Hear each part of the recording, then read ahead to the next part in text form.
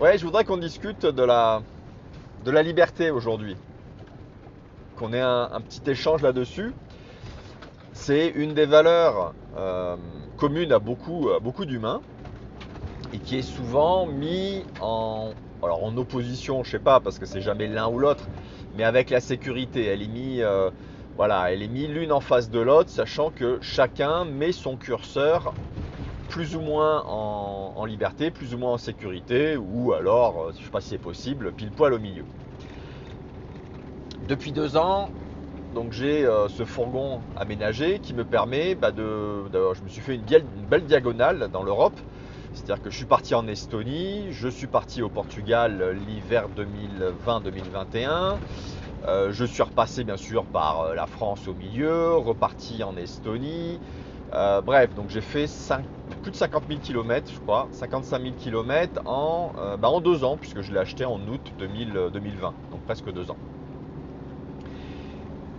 Et tu vois, je viens de passer 12 jours dans le massif des Écrins. Ce fourgon aménagé me permet du coup de vivre, c'est-à-dire que j'ai tout, il est complètement aménagé. Je ne sais pas si un jour, dis-moi si ça t'intéresserait que je te fasse une visite du fourgon, je crois que je l'ai jamais fait. J'avais fait une visite il y a quelques mois du voilier sur lequel on avait navigué aux Caraïbes, là, dans les Grenadines. Et en fait, j'ai tout dedans. J'ai un lit, j'ai une salle d'eau, donc WC, douche, lavabo.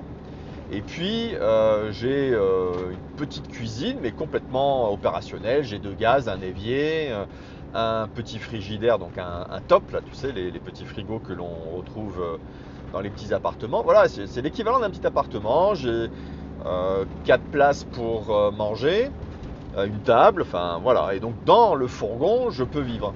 Après, je peux aussi installer une table à l'extérieur, 2 chaises, enfin, bon voilà. Et donc là, je viens de passer 12 jours dans un camp. Ça ressemble à un camping, enfin tu vois, mais bon, voilà, ce qui m'a permis à la fois de travailler, d'aller faire des randonnées de moyenne, enfin je sais pas quelle est la définition entre moyenne et haute montagne. Le camp est à 1500, j'ai dû faire des randonnées jusqu'à peut-être 1008, 1009. Là, le premier jour, je suis allé jusqu'au pied d'un glacier. Alors, regarde la vue que l'on a, c'est juste impressionnant. Elle est belle cette route là. Je veux dire, qu'est-ce que je veux dire par là avec cette histoire de fourgon? C'est que c'est un véhicule qui me permet d'avoir la liberté totale de vivre entre guillemets normalement, c'est-à-dire que je travaille, je mange, je dors, je suis propre, je me lave, tout en voyageant. Je viens de passer 11 jours, 12 jours à un endroit. Là, justement, j'en profite que je fais entre guillemets, ce que j'appelle moi un transfert. Donc, je vais aller maintenant dans la Tarentaise, donc à Pralognan-la-Vanoise. Pareil, je vais rester, je pense, 12, 13, 14 jours pour pouvoir travailler, faire des randonnées de moyenne montagne.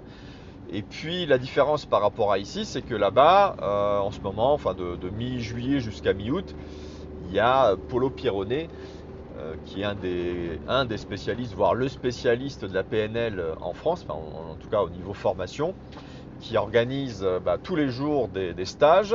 J'en avais suivi un en 2016 ou 2017, me semble-t-il. Et je sais qu'ici, il y aura des personnes très intéressantes. Donc, je ne vais pas faire de stage cette année. Il faudrait que j'en refasse parce que c'est vraiment très intéressant. Programmation neuro-linguistique. Mais surtout, c'est que je sais que je vais rencontrer plein de personnes, soit qui suivent les stages, soit comme moi, qui ne suivent pas de stage. Et donc, du coup, moi, ça va être plus le soir. Ça va me permettre de rencontrer des gens, d'échanger, ce que j'avais pas ici, puisque là je connaissais personne. J'ai pas sociabilisé avec les voisins, puisque c'était vraiment dans leur passion de grimper en montagne, et puis j'étais plus en mode bourrin sur le boulot. Bon, bref.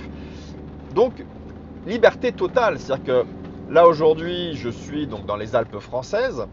Si demain je décide d'aller dans les Pyrénées françaises ou espagnoles, ou d'aller dans les Alpes italiennes ou suisses, ouais, je crois que c'est un peu tous les pays qui concernent les massifs montagneux autour duquel voilà, et ben je n'ai rien d'autre à faire que d'aller à l'accueil du camp ou du camping, de régler ma note. Et encore là, c'est parce que je suis allé dans un camping, mais souvent euh, je dors dans des endroits, euh, je dirais pas sauvages, parce qu'en fait, c'est à chaque fois, je vois des endroits où c'est autorisé. Donc, alors attends, parce que là, je vais quand même laisser passer. Ah, il passe à droite, c'est intelligent ça. Que je les écrase pas, les cyclistes. Ils sont courageux, là, il y a des belles montées, là. Donc, c'est ça, cette notion de liberté totale. Et tu pourrais me dire si, par exemple, ce concept en fait de ne pas vivre dans ta maison, de ne pas avoir tous les jours accès à ton chez-toi, bah ça c'est un truc que j'ai découvert avec la navigation à la voile, c'est que finalement, euh, quand tu es dans cette configuration-là, c'est un peu comme la tortue, c'est-à-dire que tu te balades avec ta propre maison. Quand tu es en fourgon, alors j'avais loué une fois, il y a quelques années, un camping-car, mais j'imagine que c'est pareil avec une caravane, c'est-à-dire que tu te balades avec ta maison. Tu as tout avec toi. Et c'est pareil avec un bateau. Et il y a des personnes qui ont besoin, et je le comprends, hein, je l'ai été aussi comme ça, de pouvoir avoir physiquement un endroit fixe, rassuré, parce qu'on sait que c'est chez soi, c'est son terrain, où on connaît bien les voisins. Et donc là, on est vraiment en pleine sécurité. Et cette notion de liberté versus sécurité, c'est vraiment en général, plus tu veux de la liberté, plus tu vas te mettre en insécurité. C'est-à-dire que là, aujourd'hui, je peux très bien avoir une grosse panne où mon fourgon pourrait très bien prendre feu, et donc du coup, j'ai plus de chez moi. C'est pareil lorsque tu es sur un bateau à moteur ou à voile, il suffit qu'il coule et tu n'as plus de chez soi. Donc la sécurité, elle est beaucoup moindre. Beaucoup moindre, c'est français ça? Oui, elle est moindre. Oui, beaucoup moindre, je pense que c'est français. Que si tu étais chez toi, dans ta maison, dans ton appartement. En tout cas, dans une maison, un appartement, tu risques pas de couler, ça c'est sûr. Le risque de feu, oui, il est présent.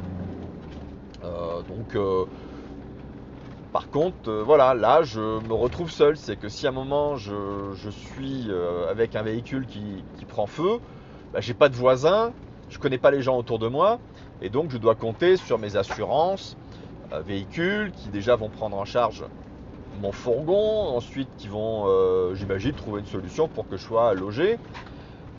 Mais en même temps, je veux dire une chose, c'est que de toute façon, que je dorme dans mon fourgon, que je dorme dans un appartement à moi, que je dorme dans un hôtel, de toute façon, euh, il y a un truc dont je me suis rendu compte l'an dernier, pile poil à ce moment-là, c'est que j'ai fait un road trip euh, d'une dizaine de jours, et j'ai pris conscience à ce moment-là que cette notion de sécurité, pour moi, c'est une notion où je me fais confiance par rapport à mon mindset. C'est-à-dire que la sécurité, je ne vais plus la chercher dans un appartement, dans une maison, dans un lieu. Je vais la chercher en moi. C'est-à-dire que j'ai compris que j'avais assez de ressources, tant que j'étais en bonne santé et que j'étais en capacité physique et que j'étais voilà, pleinement conscient de ce que je faisais, que finalement la sécurité, elle dépendait de moi, de ma psychologie ou de mon mindset, comme diraient les anglo-saxons. Et que ouais, ça fait quand même pas mal d'années que je voyage beaucoup. Et ça m'a permis de me rendre compte que bah ouais, partout où je vais, je suis avec moi-même. La seule chose qui ne change pas, c'est que je suis avec moi-même, avec mon corps, avec ma conscience, avec ma joie de vivre, avec mes inquiétudes, mais que je sois dans un appartement, dans une maison ou dans une chambre d'hôtel ou dans mon fourgon, finalement, je me suis rendu compte qu'il n'y avait pas une énorme différence. Bien sûr qu'avant, tu peux t'inquiéter. Tu peux te dire, ouais, mais attends, mais ouais, mais Jérôme, si je suis dans un hôtel, c'est pas comme si j'étais chez moi. Oui, on peut se dire ça avant de le vivre. Mais quand tu le vis, bah, finalement, tu es dans ton hôtel, tu es dans ton fourgon. Et puis une fois les quelques jours où on s'habitue, où notre mental se fait à cette nouvelle idée, pour lui, c'est une nouvelle normalité. C'est ça que je voulais te partager aujourd'hui. En profiter, tu vois, d'être un peu en mode vlogging. Je me balade, je vais faire 3 heures de route aujourd'hui. Et bah voilà, c'est une discussion que je voulais avoir avec toi. Ça m'intéresserait d'avoir ton point de vue. Comment tu te sens toi par rapport à cette notion de sécurité et de liberté. Allez, on continue. Je t'emmène encore là. Je vais t'amener sur des beaux paysages. Alors là, je viens de passer Briançon et Serre Chevalier. En fait, je viens de me rendre compte que le Tour de France passe par là aujourd'hui. Donc, on va voir si on est bloqué, si je suis obligé de faire demi-tour ou pas. On va donc voir si la route est coupée. L'objectif en face, tu vois, ça va être de passer le col du Lautaret.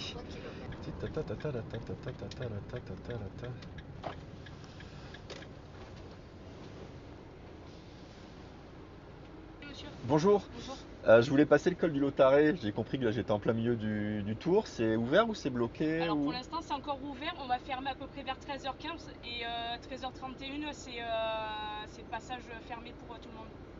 Bon, donc là je me suis renseigné. La route ferme dans 3 quarts d'heure. Donc on va voir jusqu'où on peut aller. J'avais hésité à faire demi-tour et puis prendre une autre vallée pour aller à destination. Mais je me dis, bon, bah écoute, c'est quoi un moment dans la vie? Faut prendre des risques. Et c'est quoi le risque? C'est d'être bloqué pendant, je sais pas, peut-être une heure. Je sais pas combien de temps il passe quand t'as la caravane qui passe du Tour de France là. Et on va continuer un peu cette discussion. Moi, ça me plaît bien cette notion de liberté. Et en fait, tu sais, regarde, j'ai acheté un bien à rénover, bah, vraiment en super mauvais état.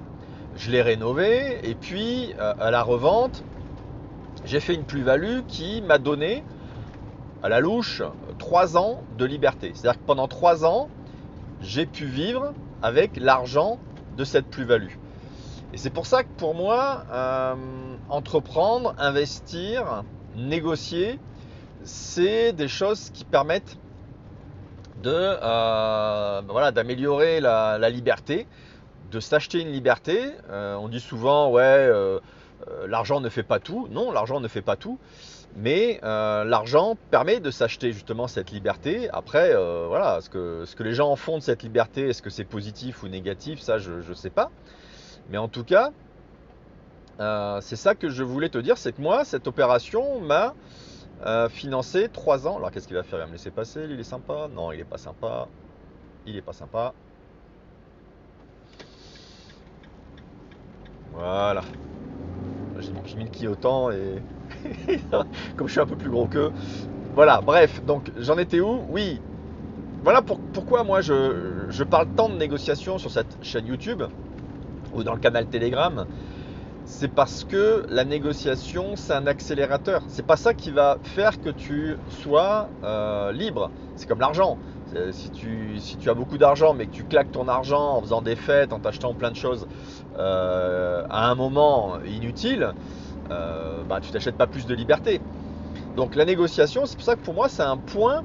Parce que si j'ai réussi à m'acheter, ou enfin à m'acheter, à gagner ces 3 ans de liberté financière, c'est parce qu'à un moment, j'ai bien négocié à l'achat, pendant la rénovation.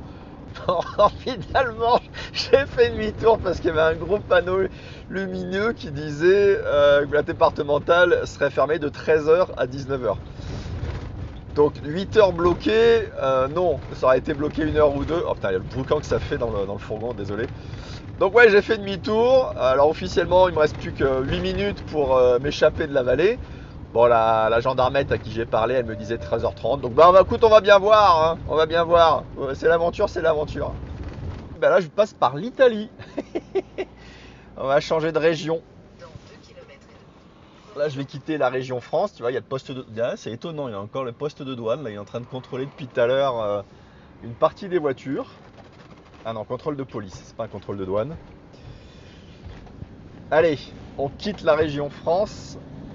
Et à mon avis, dans 1 kilomètre, on va arriver dans la région Italie. Serait-ce donc l'Italie en face de nous? Claviere. Oh. Info, viabilità. Anaspa. Ouais, ça ressemble à l'Italie. Donc, Turino à gauche, ça doit être ça. Ah, j'en profite, tu vois, là, je viens de passer la frontière. Et je suis en train de faire le lien avec la liberté. Depuis 2 ans, j'ai fait combien de pays? J'ai combien fait de frontières? Donc l'Allemagne, la Pologne, les 3 pays baltes, ça fait déjà 5. L'Espagne, le Portugal, 7. La Tchéquie, 8. L'Autriche, 9. L'Italie, 10. Ouais, je dois être à 11 ou 12 pays en 2 ans. je n'ai pas eu un seul contrôle sanitaire. J'ai eu juste un contrôle de police il y a quelques mois entre la Tchéquie et l'Autriche. Et pour moi, c'est ça, tu vois, l'avantage du fourgon par rapport à l'avion, clairement, c'est qu'il n'y a pas eu obligation, il n'y a pas eu nécessité d'un seul test PCR, d'une seule preuve quel que soit, voilà, preuve de test, preuve de Covid, preuve de vaccin.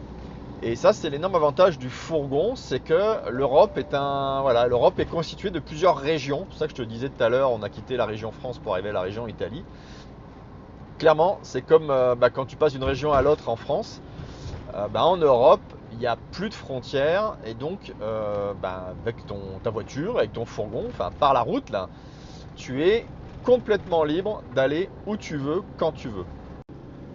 Ouais, le tunnel. Il me semble avoir vu le prix, je crois que c'est 64 euros. Ça fait mal. Je sais pas quelle est la longueur de ce tunnel, mais c'est le plus long tunnel dans lequel j'ai roulé, hein. Impressionnant. Ah ouais, quand même. Ah, merci pour l'info, hein. Donc de retour en France. Tu vas voir que je vais être bloqué à cause du Tour de France maintenant de ce côté-là de la vallée. Bon, je t'ai épargné toute la fin. 6 heures de route au lieu de 3 heures, donc doublement. Merci le Tour de France et merci l'Italie pour le passage. Solution pour ne pas rester bloqué toute l'après-midi, ce qui m'aurait fait arriver à Pralognan à la Valoise ici en pleine nuit, plutôt que là il est pratiquement 18 heures. Donc ouais, la liberté c'est bien, mais des fois on a des contraintes et je pense que c'est ça un peu on appelle ça la leçon, c'est pour moi la liberté c'est le choix de mes propres contraintes. Donc la contrainte de devoir, qu'on appelle ça, s'adapter ou m'adapter aux circulations, c'est rien par rapport à tout ce que cela m'offre. Je te dis, pense à t'abonner, rejoins le groupe Telegram et puis à la prochaine fois pour un autre contenu. Salut!